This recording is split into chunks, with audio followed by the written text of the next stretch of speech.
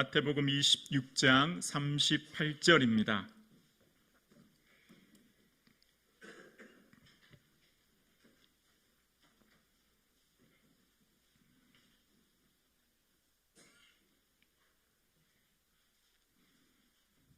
오늘 우리에게 주시는 하나님의 말씀을 함께 고백드리겠습니다. 이에 말씀하시되 내 마음이 매우 고민하여 죽게 되었으니 너희는 여기 머물러 나와 함께 깨어 있으라 하시고 아멘. 예수님께서는 십자가 사역을 앞두시고 기도하셨습니다. 왜냐하면 그 마음이 너무나 고민되어 슬퍼 죽게 되셨기 때문입니다. 그런데 예수님께서는 제자들에게 얘들아 나와 함께 여기 머물러 깨어 있어야 돼 라고 말씀하고 계십니다. 어떤 의미가 있을까요? 여러분, 예수님은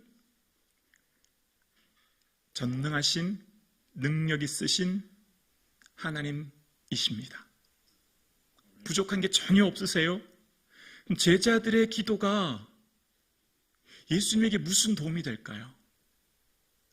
여러분, 제자들이 깨어 있어서 예수님을 향해 기도하는 게 어떤 도움과 힘과 능력이 될까요? 또 예수님께서는 돌 던질 거리만큼 한 6에서 8m 정도 거리를 떨어져서 기도하시다가 또 얘들아 자지 말고 날 위해 깨어 기도해, 그렇게 몇 번, 3번이나 반복하셨거든요. 거기 계시나 여기 계시나 별 차이가 없는 것 같은데 자꾸만 여기서 깨어 있으라는 거예요. 왜 그러실까요? 뭘 의미하기 위함일까요? 예수님께서 오늘 공간복음에 보면 기도에 대해서 말씀하시면서 크게 3가지로 기도에 대해서 이야기하시는 것을 보게 되는데요. 첫 번째는 정해진 장소에서 기도하라라는 거예요. 오늘 본문 38절을 다시 한번 보겠습니다. 함께 고백합니다. 이에 말씀하시되 내 마음이 매우 고민하여 죽게 되었으니 너희는 여기 머물러 나와 함께 깨어 있으라 하시고, 여기 머물러라고 하는 여기라고 하는 장소가 등장하면서 정해진 장소에 있어야 해 라고 하는 것을 얘기하시는 것입니다. 장소에서 기도하라 라고 하시는 그 말씀처럼 이후에 오순절날 성령님이 임하시니까 그들이 다 같이 한 곳에 모여서 기도했고, 제9시 기도의 시간에 정해진 성전에서 기도했고, 빌립보에 갔을 때도 우리가 기도할 곳이 있을까 하여 찾았습니다. 장소를 지금 예수님이 강조하고 계세요. 추후에 왜 그런지를 살펴볼게요. 두 번째, 예수님께서 오늘 본문 다음 마태복음 26장 39절에도 보면 몸의 자세를 강조하고 행하시는 것을 봅니다. 예수님이 어떻게 기도하셨냐면 26장 39절 함께요. 조금 나아가사 얼굴을 땅에 대시고 엎드려 기도하여 이르시되, 여기까지입니다.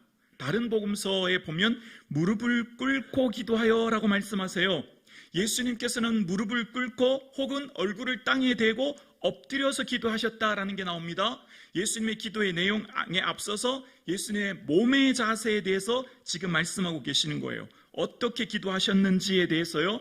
두 번째는 몸의 자세를 기억하셔야 돼요. 그래서 이후에 스데반, 베드로, 바울, 모든 믿음의 선배들 사도행전이나 그 후에 보면은 무릎을 꿇고 기도했다는 내용이 계속 등장합니다. 무릎 꿇는 걸 잘 기억하셔야 됩니다. 세 번째, 기도하셨을 때 주님께서 왜 그렇게 기도하라고 하셨는지에 대한 이유가 마태복음 26장 41절에 나옵니다. 41절입니다. 함께 고백합니다. 시험에 들지 않게 깨어있어 기도하라. 마음에는 원이로되 육신이 약하도다 하시고 아멘. 자, 왜 장소를 구별했는지, 왜 몸을 따로 구별하여 자세를 특정하게 지으셨고, 왜 우리에게 그렇게 기도의 모범을 보이셨는지, 우리에게 왜 그걸 강조하셨는지가 드디어 등장하게 되는데요. 그렇게 하지 않으면 마음은 원하는데, 마음은 해야 되는 걸 알고 있고, 마음은 그렇게 하는 게 당연하고, 마음의 지식이 부족해서가 아니라 육신이 약하기 때문에 행할 수가 없고, 육신의 다스림과 통제를 받기 때문에 그래서 시험에 들지 않게 깨어 있어야 돼 라고 하면서 이 모든 것은 결정적으로 깨어 있는 것이 영적 전쟁에서 승리하는 비결이야 라고 하는 것을 가르치시기 위함인 거예요. 그래서 이후에 서신서에서 보면 끊임없이 등장하는 게 깨어있으라는 말과 함께 짝지어서 등장하는 말이 나옵니다. 깨어있으라라고 하는 표현이 등장하면 반드시 그 뒤에 대적, 마귀가 등장합니다. 근신하라 깨어라 너희 대적 마귀가 우는 사자와 같이 두루 삼킬 자를 찾는다. 왜 깨어 있어야 되냐면 너희 대적 마귀가 너희를 삼키려고, 너희를 시험에 들게 하고 유혹에 빠지게 하고 너희를 낙심케 하기 위해서 호시탐탐 노리고 있다. 마음으로 아는 것으로 되지 않아. 신앙생활은 머리로 지식으로 하는 게 결코 아니란다. 기도는 머리로 하는 게 아니야. 기도는 단순한 생각의 차원이 아니라 기도는 반드시 몸이 동반되어야 되고 장소가 구별되어야 돼라는 겁니다. 왜냐하면 디모데후서 2장 26절에도 보면 그들로 깨어있어 마귀의 올무에서 벗어나라는 표현이 등장합니다. 마귀에는 우리에게 덫을 놓아요. 마귀는 우리에게 시험 들게 해줘. 언제 어디에 덫이 있을지 몰라요. 그래서 우리는 깨어있어서 잘 살펴야 됩니다. 그래서 우리의 삶이 깨어있으려면 우리의 삶 가운데 늘 하나님의 은혜 가운데 정해진 장소와 시간에 내 몸이 반드시 가야 됩니다. 반드시 기억하셔야 됩니다. 여러분, 우리의 기도는 내게 정해진 장소와 시간에 몸과 마음이 함께 가서 기도할 때 영적 전쟁과 이 모든 것에서 승리하게 되지요. 그래서 어떻게 해요? 오늘 예수님께서 말씀하신 궁극적인 이유는 뭘까요? 제자들의 기도가 예수님에게는 아주 쉽게 말하면 제자들이 기도하든지 안 하든지 예수님에게 큰 도움은 되지 않으셨을 것입니다. 그런데 왜 이렇게 말씀하셨냐면 제자들의 삶 가운데 얘들아 이렇게 해야만 성령의 충만함을 받을 수 있어. 다른 말로 하나님의 온전한 통치와 다스림 안에 거할 수 있어 라고 하는 것을 깨닫게 하기 위함입니다. 예수 그리스도께서 십자가의 사건을 통하여서 이루실 하나님 나라를 바라보고 그 온전한 통치와 다스림 안에 거하기 위해서는 마음으로 아는 것으로 되지 않는 거라는 겁니다. 지식으로 아는 것으로 되지 않는다는 것입니다.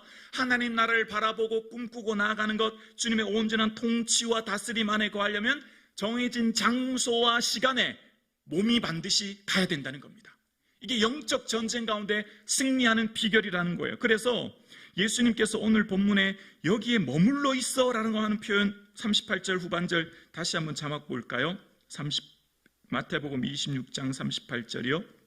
너희는 여기 어떻게 해요? 머물러 있어. 보이시죠? 여기 머물러 있어 라고 말씀하셨어요. 그리고 예수님께서는 십자가에 죽으셨고요. 부활하셨습니다. 그리고 제자들에게 나타나셔서 말씀하십니다. 얘들아, 위로부터의 능력을 덧입을 때까지 너희는 이 성에 머물러 있어라 라고 얘기하십니다. 이 장소에 지금 머물러 있으라는 거예요. 또다시 한번 장소를 강조하고 있죠. 그리고 제자들은 예수님 말씀하신 대로 그들이 주님의 말씀대로 마가의 다락방에서 12제자와 예수님의 형제들이 사도행전 1장 13절에 보면 다 거기 있어 라는 표현이 납니다. 다 그곳에 머물러 있었다는 거예요. 그리고 마음을 같이하여 오로지 기도했다라고 하면서 그걸 할 때 어떻게 되었다고요? 성령의 충만한 은혜를 덧입게 되었습니다. 우리의 삶 가운데 영적인 전쟁 가운데 승리하고 성령의 충만한 다스림 안에 거하게 하기 위해서 주님께서는 몸과 장소를 구별하여 기도하라고 말씀하신 거예요. 그러면 성령의 충만한 은혜로 말미암아 우리에게 무엇을 궁극적으로 주시려고 할까요? 성령의 온전한 통치와 다스림을 받게 되면 하나님 나라를 꿈꾸고 하나님 나라의 비전을 바라보고 하나님 나라를 소망하고 그것을 향해 달려가게 됩니다. 하나님 나라가 우리 마음에 충만함에 나타나는 특징이 기쁨이에요. 궁극적으로 말하면 우리들에게 기쁨이 넘치는 제자의 삶을 살게 하기 위해서 그렇게 말씀하신 거예요. 여러분, 신앙생활 한다고 똑같이 다 신앙생활하는 게 아닙니다. 어떤 사람은 기쁨과 즐거움에 넘쳐서 신앙생활을 하지만 어떤 사람은 봉사와 헌신이 넉넉하게 이기지만 겨우겨우 억지로 하는 신앙생활도 있거든요. 예수님께서 이 땅에 오신 것 양으로 생명을 더 풍성히 얻게 하기 위함이라고 말씀하세요. 생명은 똑같은데 뭐가 더 풍성이죠? 여러분, 생명에도 차이가 있죠. 중환자실에 산소 끼고 있어도 그분은 살아있는 거잖아요. 그러나 군대 해병대 같은 특수부대 군인도 살아있는 거죠. 같은 생명이지만 다른 차원이죠. 영적인 생명도 마찬가지예요. 겨우겨우 내 신앙을 유지하면서 꺼질 듯 말 듯 겨우겨우 내 신앙만 유지하면서 겨우 구원에 이르는 믿음이 있는 반면 성령이 충만하고 기쁨이 충만하고 생명이 풍성하여 그리스도의 증인이 되어서 복음을 증거하고 하나님의 영향력을 나타내는 기쁨이 충만한 신앙생활에 있다는 거거든요. 그렇게 기쁨이 충만한 신앙생활을 하려면 성령의 온전한 통치와 다스림을 받아야 되고, 그렇게 하려면 우리의 삶 가운데 충만한 은혜를 누리게 된다는 겁니다. 그래서 여러분, 사도행전을 보십시오. 거의 매장 등장하는 단어가 있어요. 매장마다 등장하는 단어가 있는데 그게 뭐냐면 기쁨과 순전한 마음으로, 기쁨이라는 단어예요. 그리스도의 이름을 위하여 능력받는 일에 합당한 자로 여기심을 기뻐하면서 공의 앞을 떠나니라. 온 무리가 이 말을 기뻐하며, 끊임없이 계속 여러분 보세요. 기쁨이란 단어가 등장해요. 뭐죠? 성령의 충만함과 기쁨은 쌍이 되어 짝으로 등장하는 겁니다. 성령 충만한 사람은 그 안에 있는 기쁨과 충만한 암으로 뭘 이기죠? 고난을 이기는 겁니다. 아멘이십니까? 성령이 충만하면 고난과 환난과 박해와 시련을 이기게 될 줄로 믿습니다. 여러분, 사도행전에 보십시오. 박해와 시련 가운데 있지만 기쁨과 성령이 충만하니라. 기쁨이 넘치기 때문에 그들의 인생에 걸림돌이 아무도 없는 거예요. 그들을 막을 것이 아무것도 없는 거예요. 심지어 그들의 생명조차도 어떤 것도 그들을 거두릴 수 없습니다. 사망이 그들을 메어 있을 수 없음을, 사망이 그들을 갖출 수 없음을, 사망이 그들을 풀러 살리심을, 사망을 능히 이겨 승리함을 성령이 충만하면 보게 되거든요. 하나님 나라를 꿈꾸면 두려움이 사라진 것입니다. 어떤 두려움이요? 죽음의 두려움이 사라지는 겁니다. 그들을 막을 것이 아무것도 없게 되죠. 세상이 감당치 못하는 넉넉히 이기는 믿음을 얻게 될 줄로 믿습니다. 오늘 함께 예배드리시는 성북중앙 공동체 여러분, 왜 예수님께서 얘들아 시간을 구별해라, 장소를 구별해라, 몸으로 기도해라 라고 왜 하셨을까요? 우리에게 성령의 충만한 은혜를 덧입게 하기 위함입니다.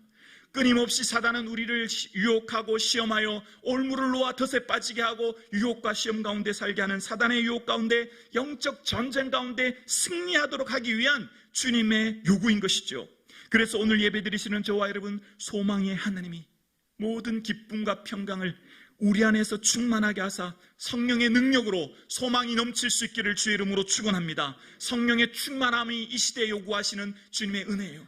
저와 여러분, 성령의 충만함을 사모할 수 있기를 주의 이름으로 축원합니다. 성령 충만함 받지 않으면 비 없는 구름, 물 없는 우물, 열매 없는 나무와 같아요. 우리 인생이 마치 껍데기와 같은 신앙생활 같아요. 성령의 충만함을 받지 않으면 믿지만 믿지 않는 자와 같은 구별되지 않은 삶을 살아요. 성령을 충만함을 받지 않으면 우리의 삶이 예수 믿는데도 힘이 없어요. 무기력해요. 아무런 능력을 발휘하지 못해요. 내 신앙도 유지하기가 어려워져요. 넘어지고 실패하고 끊임없는 두려움과 근심 속에 살게 돼요. 그래서 우리의 삶 가운데 주님이 원하시는 것은 성령의 충만함 안에, 하나님의 온전한 통치와 다스림 안에 하나님 나라를 꿈꾸고, 여러분 사도행전 보십시오. 성령의 충만함을 받자 제일 먼저 꿈꾸잖아요. 늙은이는 꿈을 꾼대요. 인생에 다 끝날 것 같은데 아니죠. 하나님 나라를 꿈꾸는 거예요. 이제 남은 인생 하나님 나라를 향해 어떻게 달려가는지 꿈꾸는 거예요. 성령 임재하심 꿈꾸게 됩니다. 절망 포기해서 꿈꾸고 비전을 푸고 새로운 하나님 나라를 바라보게 됩니다. 성령에 충만하면 우리에게 주시는 은혜가 기쁨이에요. 우리가 속사람으로 온 하나님의 법을 즐거워하되 내 지체 속에서 한 다른 법이 죄와 사망의 법에서 나를 사로잡아 오는 것을 보는도다. 오라 나는 곤고한 사람이로다. 우리 안에는 끊임없이 두 가지 싸움이 일어납니다. 여러분 경험에서 다 아시잖아요. 우리 안에는 끊임없이 영이 더 강하냐, 육이 더 강하냐에 따라서 기쁨이 충만하냐, 염려와 근심 속에 사느냐 결정되는 겁니다. 오늘 하루도 마찬가지예요. 매 순간 분초마다 일어납니다. 여러분 영적 전쟁은 매 순간 여러분 안에서 일어나고 있어요. 매 분초마다 여러분 전쟁터는 어디죠? 마음이에요. 마음의 생각에서 끊임없는 영적 전쟁이 일어나고 있어요. 그래서 우리의 가운데, 우리의 삶 가운데 영이 강하느냐? 그러면 기쁨이 충만한 가운데 거하게 되고, 육이 강하면 염려와 근심 가운데 거하게 되는 것이죠. 너희가 육신대로 살면 반드시 죽을 것이로되 영으로서 몸의 행실을 죽이면 살리니. 여러분, 우리가 어떻게 육신의 소욕과 육신의 그 본성을 이길 수 있나요?